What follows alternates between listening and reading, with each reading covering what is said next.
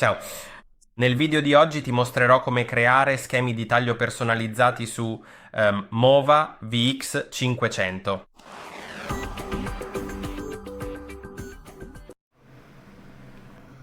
Ehm, Abbi pazienza perché ti mostrerò due metodi diversi che ottengono due risultati completamente differenti e entrambi sono interessanti. Quindi facciamo il primo. Devi cliccare su questo pulsante delle preferenze e puoi cambiare le impostazioni per tutte le zone insieme andando su modalità generale o modalità personalizzata e poi puoi cambiare le impostazioni per ogni zona separatamente ed è quello che farò. Cliccherò su configurazione, selezionerò la zona per cui voglio impostarlo e poi la direzione di taglio. Ora possiamo impostare una direzione e puoi scegliere un motivo.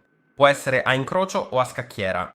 L'incrocio taglia a un angolo di 45 gradi rispetto al taglio precedente, per ridurre la rottura, il danno all'erba, giusto? E questo è l'aspetto che ha. Sì, puoi vedere questo motivo. E c'è anche la scacchiera, che puoi attivare invece dell'incrocio. E poi appare così.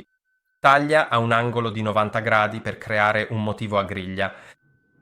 Quindi questa è la prima cosa che volevo mostrarti, ma ora vediamo qualcosa di ancora più interessante mentre passo alla modifica della mappa.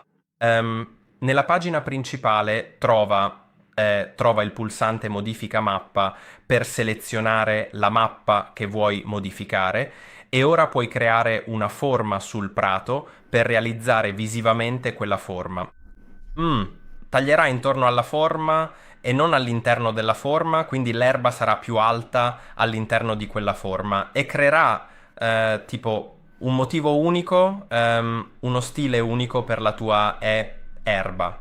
E puoi impostarla su forme diverse come un cuore, un cerchio, qualsiasi cosa tu voglia.